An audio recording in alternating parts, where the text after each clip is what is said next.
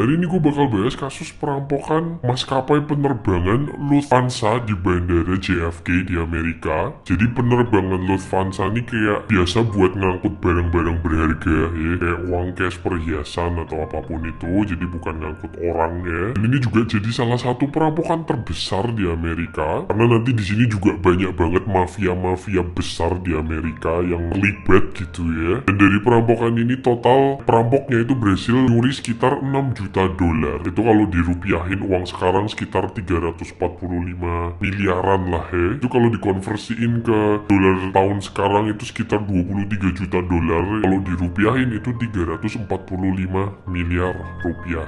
Ya penasaran gimana perampoknya ngerampok pesawat itu ya, dan apa keterlibatan para mafia-mafia besar di Amerika ini dengan perampokan ini? Makanya tonton terus sampai habis.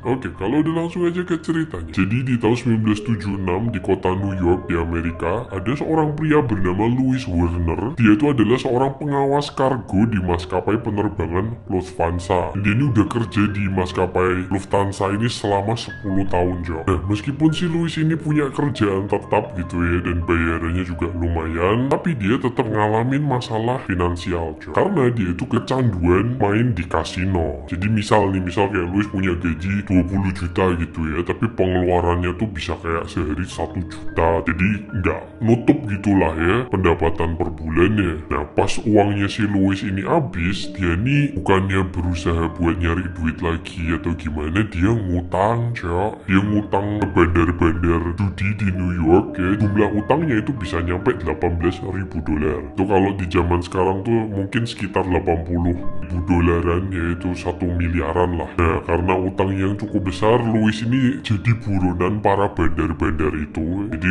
Louis ini sering disamperin ya, diancam-ancam kayak bayar utang lu segala macem lah. Nah karena si Louis ini udah cukup frustasi sama utang-utangnya, dia bingung cara ngelunasinya gimana. Akhirnya si Louis ini ngajak teman kerjanya bernama Peter Grunwald buat melakuin pencurian, Cok. Dia yang kayak tadi gue bilang, maskapai penerbangan Lufthansa ini nyediain jasa nganter barang-barang berharga gitu, uang cash, perhiasan segala macamnya lah. Nah karena si Louis ini udah kerja di pesawat itu lumayan lama gitu ya, udah 10 tahun, jadi dia tuh tahu titik lemah di area tempat dia kerja, Jo. Jadi dia tuh kerja di terminalnya gitu, di lapangannya. Jadi bisa tahu gitu kapan ada waktu lengah gitu-gitunya lah ya. Sampai suatu hari si Louis dan temennya ini nyamperin salah satu kontainer yang isinya tuh packingan uang ya. Jadi uang cash yang udah di-pack gitu. Dan ya waktu lengah gitu, waktu nggak ada siapa-siapa, si Peter sama Louis nih ngambil satu pack itu. Diambil tapi nggak lama, cuman beda beberapa jam tuh ada petugas lain yang ngeh gitu, kayak ini kok kayaknya ada satu pack uang yang hilang.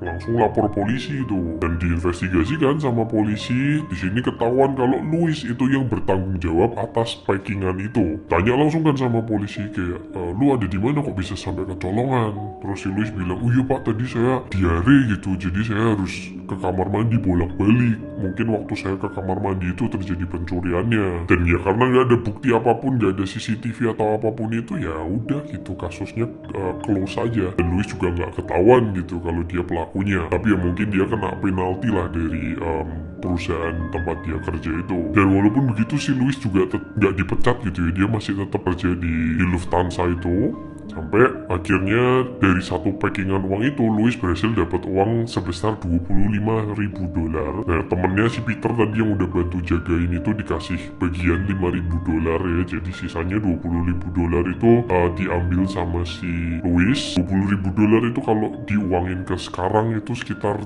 200-300 jutaan mungkin ya. Si Louis langsung ya bayar sebagian utangnya gitu, sisanya ya mungkin dia nyicil pakai gajinya lah ya. Sampai akhirnya udah berhasil lunas semua utangnya. Nah waktu utangnya udah lunas, dia bukannya kapok atau gimana, balik lagi cok ke kasino cok. Lagi-lagi cuman dalam waktu 2 tahun si Louis lilit utang lagi cok. Dan di sini Louis mikir kayak ini apa gue nyolong lagi aja ya. Tapi semenjak kejadian itu keamanan tempat dia kerja itu sangat diperketat gitu, kayak 2 kali lipat lebih ketat lah. Jadi susah kalau mau nyuri. Di sini dia ngajak si Peter lagi gitu, kayak kong kali kong, mau nggak kita nyuri lagi gitu, kita bikin plan. Di sini si Peter bilang enggak lah, nggak worth it gitu, karena ya pengawalannya juga udah sangat ketat ya. Jadi si Peter nolak. Si Louis juga makin frustasi karena ya semakin lama debt collector itu udah datengin si Louis terus dan nagih-nagih utangnya terus. Terus di sini jadi Louis tuh kan ngutang ke beberapa orang kan ya. Salah satunya itu bernama Martin Krugman. Jadi si Martin Krugman tuh seorang pengusaha lah. Dia ngejual rambut palsu, produk perawatan rambut pria ya. Dia juga seorang bandar juga. Dia tuh salah satu orang yang diutangin Louis nih. Si Louis langsung datang ke si Martin Krugman ini. Dia bilang kayak, gue punya rencana nih, gue mau ngerampok maskapai Lufthansa tempat gue kerja. Jadi nanti kalau udah dapat uangnya gue langsung bayar utang gue, dan lu juga dapat bagian gitu, sama-sama untung. Nah, karena uang yang mau dicurinya ini jumlahnya cukup besar, akhirnya si Martin Krugman tertarik kan. Nah terus di sini si Martin Krugman tuh tergabung dalam salah satu mafia gitulah ya, satu geng mafia.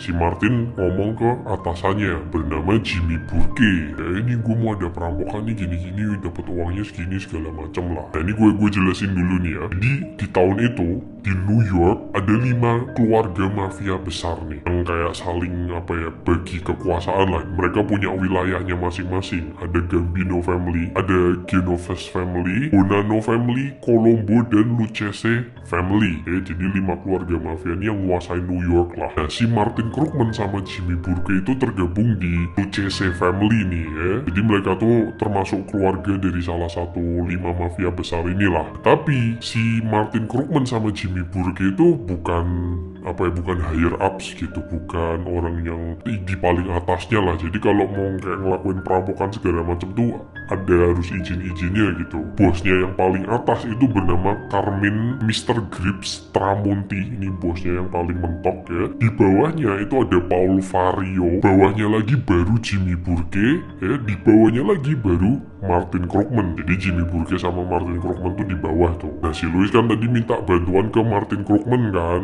Martin Krugman karena dia nggak punya pangkat, dia harus bilang ke atasannya lagi Jimmy Burke. Jimmy Burke ngomong lagi ke atasannya ke Paul. Nah tapi di sini sama Paul ini udah langsung diizinin gitu. Entah si Paul ngomong lagi ke bosnya lagi atau enggak, tapi sama Paul Vario ini udah langsung diizinin. Ya udah lakuin perampokannya karena duitnya juga lumayan. Akhirnya udah dapet izin gitu ya dari salah satu bos mafianya. Mulai nih si Jimmy Burke bikin planning perampokan itu tuh. Nah tapi di sini Louis itu nggak ambil peran ya dalam planningnya itu. Jadi Louis itu nanti cuman terima jadi doang lah, nih plannya begini gitu. Tapi dalam pembuatan plannya, meetingnya gitu Louis nggak boleh masuk. Dan dari perampokan ini kalau menurut Louis Werner ya, mereka itu bisa dapat minimal $2 juta. Itu kalau uang sekarang sekitar 20 miliaran lah. Nah, nanti uang itu bakal dibagi ke 5 keluarga mafia terbesar itu coy. Jadi 10% itu bakal masuk ke masing-masing keluarga mafia itu buat backingan aja gitulah ya. Dan nanti orang yang ngelakuin perampokannya ini si Louis Werner, Martin Krugman sama Paul Vario itu juga dapat 10% per orang. Karena kan mereka yang nge-planning, mereka yang ngelakuin kan. Nah 50% sisanya itu bakal dibagi ke pihak luar gitulah, buat nutup mulut gitu ya. Mungkin kan mereka butuh kayak senjata atau apapun itu gitu. Nah itu buat nyuap gitu 50% nya. Akhirnya setelah 3 bulan direncanain perampokan ini, semua anggotanya udah siap ya. Di tanggal 11 Desember tahun 1978 dini hari, mereka tuh datengin bandara JFK buat ngerampok kargo maskapai penerbangan itu. Kenapa dilakuinnya di bulan Desember? Karena di bulan Desember ini kan bulan-bulan liburan gitu ya, Natal ya, tahun baru. Otomatis peredaran uang tuh jadi lebih cepat. Jadi banyak orang yang ngirim barang-barang berharga gitulah ya, mau ngirim ke keluarganya yang mungkin di luar negeri gitu ya, ngirim perhiasan segala macamnya lah. Balik lagi ke perampokannya, jadi ada 6 orang nih yang buat ngeksekusi perampokannya ini. 6 orang ini adalah Tommy Simon, orang kepercayaannya Jimmy Burke, dia pemimpinnya juga. Terus ada Frank Burke, ada Angelo Sepe, Joe Buda, Robert Franchi, dan yang terakhir Louis Cavora. Jadi Louis Werner nggak ikut dalam perampokannya ini ya. Louis Werner itu cuman sebagai bisa dibilang informan lah, kayak buat ngasih info-info doang gitu. Jadi kayak lewatnya mana, nanti kaburnya lewat mana, tempat ngerampoknya di mana, segala macam itu Louis Werner yang ngasih tahu. Tapi dia nggak ikut dalam perampokan. Akhirnya mereka berenam berangkat ke bandara JFK ya, pakai 2 mobil van hitam. Mereka berhenti tuh di gerbang terminal kargo. Yang satu jaga di depan, sedangkan 5 orang tuh masuk ke dalam terminal sesuai yang dideskripsiin sama Louis Werner masuknya lewat mana segala macam. Ya di jam 3 pagi ini ada sekitar 7 orang karyawan nih yang ada shift subuh gitulah. Dan di jam 3 ini semua karyawan kargo tuh bakal ngumpul di satu ruangan buat istirahat makan gitu. Jadi ini kayak kesempatan yang bagus lah. Terus di sini Louis Werner juga bilang kalau tapi itu 7 orang tuh nggak termasuk supervisornya ya. Dan supervisornya ini yang pegang alarm gitu. Jadi dia bisa tinggal pencet alarm, polisi bisa langsung datang. Si Louis Werner bilang biasa supervisornya tuh jam segitu lagi ada di sini segala macam lah. Terus yaudah kelima orang itu masuk, nyamperin ke 7 karyawan itu tadi yang lagi makan ya kan. Masuk langsung ditodong ya kan, jangan dia bergerak segala macam. Salah satu dari mereka disuruh telepon supervisornya, suruh datang ke situ, bilang ada apa, kayak ada masalah apa. Udah ditelepon, supervisornya datang, langsung dibekap ya kan, alarmnya diambil, diamanin. Dan di sini tuh barang-barang berharganya tuh disimpan kayak dalam suatu berangkas gitu kan. Dan pintunya tuh ada 2 ya, ada 2 lapis pintu. Di sini Louis Werner bilang, jadi kalau lu udah bisa buka pintu pertama, kalau lu mau buka pintu kedua, yang pintu pertama tuh harus ditutup dulu. Jadi buka pintu pertama, ditutup grep, baru buka pintu kedua. Jadi nggak bisa dibobol nih, nggak bisa dirusak pintunya karena harus ditutup lagi. Nah untungnya mereka udah nyandra si supervisor itu tadi kan. Jadi ya supervisornya sambil ditodong pistol sambil disuruh buka pintunya ya kan. Pintu pertama dibuka, ditutup lagi, baru buka pintu kedua. Di sini mereka berhasil nemuin ada puluhan box gitu yang berisi uang cash lembaran $100 cok. Dan totalnya itu ada 72 box. Langsung tuh diangkut satu-satu boxnya ya kan, mobil van. Sampai sekitar jam 4 pagi udah selesai semua udah berhasil dipindahin semua. Dan ya udah kabur aja gitu. Cuma dalam waktu 1 jam berhasil ngerampok berapa cok itu. Tadi kan bilangnya Louis Werner ada sekitar $2 juta kan minimal. Dan itu mereka total dapat $6 juta cok. Jadi mereka dapat berkali-kali lipat ya. $6 juta tuh kalau di rupiah sekitar ya 300 miliaran lah ya mungkin. Nah terus di sini mobil van yang dipakai buat ngerampok itu diserahin ke satu orang bernama Stax Edward ya. Jadi Stax Edward nih orang yang emang udah ditugasin buat ngehapus barang bukti gitu ya. Stax langsung bawa mobil yang buat ngerampok itu ke tempat penghancur mobil dan ya udah dihancurin di situ. Dan setelah perampokan itu cuma selang 15 menitan itu polisi udah langsung datang ke tempat ya. FBI dan NYPD itu kerjasama, tapi ya mereka nggak dapet apa-apa. Mereka cuma dapetin 2 petunjuk. Yang pertama itu mobil yang dipakai pelakunya masuk ke dalam CCTV ya. Perampoknya itu pakai mobil van Ford Econoline hitam. Dan yang kedua, berdasarkan dari keterangan supervisor, para pelakunya itu tahu cara kerja alarm di ruang brankas. Jadi kemungkinan nih ada orang dalam yang ngasih info nih ya, si Louis Werner tadi.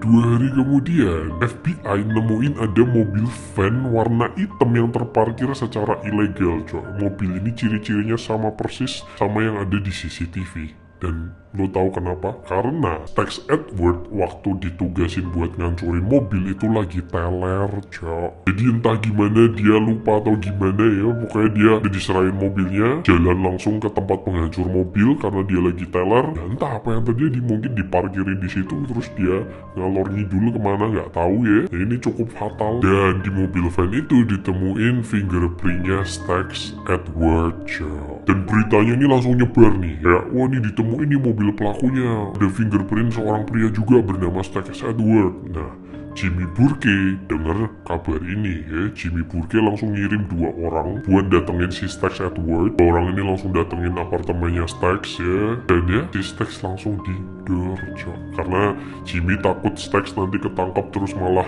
cepuin ya kan. Akhirnya dia diambil nyawanya. Ya itu seberapa gila ya kalau orang berani ada berhubungan sama mafia gitulah ya, taruhannya nyawa aja. Nah, karena di sini FBI itu tahu kalau ada pernah terjadi kehilangan uang juga ya di maskapai Lufthansa ini, dan waktu itu orang yang bertanggung jawab itu adalah Louis Werner. FBI nanyain Louis Werner kayak, lu ada di mana di waktu kejadian segala macam. Si Louis berhasil ngasih alibi. Semua pekerja di Lufthansa ini juga ditanya-tanya, dan ya nggak ada yang mencurigakan. Sampai akhirnya FBI ini berhasil nge-track keberadaannya si Stax Edward nih. Disamperin langsung sama FBI ke apartemennya Stax, dan ya Stax ditemuin udah nggak bernyawa aja. Nah di sini FBI jadi semakin yakin kan kalau si Stax ini ada terlibat sama perampokan itu kan. Langsung tuh dicek backgroundnya si Stax Edward, dicek ya, ditelusurin, dan di sini polisi FBI nemu kalau Stax Edward sering banget datang ke Robert Lounge. Robert Lounge tuh kayak mungkin tempat bar gitu kali ya. Dan Robert Lounge itu punyanya Jimmy Burke. Dan waktu denger nama Jimmy Burke sih FBI juga udah nggak kaget, udah cukup kenal lah, udah rahasia umum kalau Jimmy Burke ini penjahat gitu ya. Dia tuh mafia karena sering banget berurusan sama polisi Terus nggak lama, beberapa hari kemudian FBI dapat kabar kalau orang pria bernama Martin Krugman si Martin yang tadi dimintain tolong sama Louis itu ditemuin meninggal juga Di sini FBI tambah curiga lagi karena FBI tahu Martin Krugman itu adalah anggotanya mafia Lucchesa family ya, satu keluarga sama Jimmy Burke. FBI tambah curiga lagi sama Jimmy, tapi ya nggak punya bukti apa-apa nggak punya bukti konkret, nggak bisa asal nangkep kan. Dan semakin hari FBI nemu kalau anggota geng mafianya Lucchesa family ini banyak yang meninggal satu persatu dan ternyata emang pelakunya si Jimmy Burke, karena Jimmy Burke itu parno gitu, takut ada orang yang buka mulut. Akhirnya ya orang-orang yang menurut Jimmy Burke bisa buka mulut gitu, tahu tentang perampokan ini, diambilin semua nyawanya. Ada sekitar 10-20 orang ya, 10-20 anggota gengnya sendiri yang disikat Nah di sini Louis Werner dengar tentang masalah ini kan, Louis juga hidupnya semakin gak tenang ya kan, karena dia dengar wah nih kok anggota gengnya Lucchesa family udah banyak yang meninggal nih, si Martin juga udah diambil nyawanya, jangan-jangan bentar lagi gua nih, karena kan dia juga tahu tentang perampokan itu kan. Nah di sini akhirnya Louis Werner milih buat nyerahin diri ke FBI Jadi Louis Werner minta perlindungan sama FBI karena si Louis mikir kayak percuma gitu mau kabur kemana aja, pilihannya antara diambil nyawanya sama Jimmy Burke atau ketangkep polisi ya kan. Ya dia milih buat ketangkep polisi, minta perlindungan ya. Tapi sayangnya si Louis Werner ini cuma bisa ngasih nama Martin Krugman doang ya, karena ya dia kontak-kontakannya sama si Martin doang, yang dimana ya dia udah nggak bernyawa Nah sampai akhirnya si Louis ditahan ya kan, tapi nggak dikasih perlindungan karena ya nggak berguna, si Louis nggak bisa ngasih FBI apa-apa. Di sini FBI berhasil nangkap seorang pria bernama Harry Hill. Dia ditangkap karena ketahuan ngedar obat-obatan terlarang, dan si Harry Hill ini adalah sahabatnya Jimmy Burke sahabat deket banget lah. Di sini Harry setuju buat jadi informannya FBI ya, karena ya dia tahu temennya si Jimmy itu orangnya kayak gimana. Tapi ya tetap aja Harry nggak bisa ngasih apa-apa ke FBI, nggak bisa ngasih info yang penting, bukti yang konkret gitu. Akhirnya kasus ini jadi case cold dulu nih awalnya, karena buktinya itu minim banget ditambah semua orang yang punya hubungan sama Jimmy Burke yang kemungkinan bisa nyepuin itu meninggal semua Terus di tahun 1980 Harry Hill ini akhirnya dia bersaksi gitulah ya, dia bilang kalau Jimmy itu pelakunya, dia bisa jamin segala macam. Akhirnya FBI dapat arrest warrant ya kan, dapat surat izin tangkap, si Jimmy langsung ditangkap, dibawa ke kantor polisi. Nah di sini si Jimmy itu ditangkap bukan karena perampokan itu ya, jadi Jimmy ditangkap karena dia tuh punya bisnis ilegal dan Harry itu punya buktinya gitu, teman dekatnya punya bukti konkretnya, jadi ya dikasihin ke FBI bisa nangkep Jimmy. Dan dengan kalau Jimmy ditangkap kan FBI bisa geledah rumahnya kan. Di sini gambling doang lah. FBI akhirnya geledah rumahnya tapi nggak nemu apa-apa. Jimmy juga nggak ngaku kalau dia pelaku perampokannya ya. Tapi di tahun 1981 Jimmy Burke dinyatakan bersalah atas kasus bisnis ilegalnya itu. Dia dihukum penjara selama 20 tahun penjara. Tapi di sini FBI masih belum puas nih karena FBI kan pengennya nangkep Jimmy itu atas kasus perampokan ya kan. Dan di sini FBI juga curiga kalau Jimmy Burke itu yang ngambil nyawa para bawahan-bawahannya itu. Akhirnya sama FBI coba diinvestigasi lagi sampai akhirnya FBI itu berhasil ngeling pengambilan nyawa seorang pria bernama Richard Eaton, itu bawahannya si Jimmy Burke. Ini juga didukung sama kesaksiannya si Harry Hill. Si Harry ini bilang kalau iya bener itu yang ngelakuin Jimmy Burke 100% segala macam lah. Langsung dikonfront kan si Jimmy Burke kayak, ini lu pelakunya ya segala macam. Temen lu udah ngomong, udah ngaku aja. Si Jimmy tetap gak crack cok. Tapi di sini FBI tetap berusaha ya kan cari bukti-bukti lain tapi tetap gak ketemu. Jimmy Burke juga gak mau ngaku sampai akhirnya di tanggal 13 April tahun 1996 Jimmy itu meninggal karena penyakit kanker cok. Dan sampai sekarang uang dan perhiasan yang berhasil dirampok itu masih belum ditemuin. Dan ya itu dia kisah perampokannya maskapai penerbangan Lufthansa. Salah satu perampokan terbesar, banyak banget korban jiwanya karena ya ada sangkut pautnya sama mafia-mafia besar ya kan. Dia si Jimmy Burke itu nggak bisa ditangkap, cuman ya berdasarkan kesaksian dari temen-temennya doang ya, si Louis Werner, si Harry Hill segala macemnya lah. Dan ya itu tadi kisah perampokannya. Gimana menurut lu ya? Main di bawah ya. Segitu dulu videonya, semoga bisa mengantarkan kalian tidur ya, semoga bisa menghibur. Jangan lupa di like, jangan lupa di subscribe, share juga ke teman kalian. See you in the next video.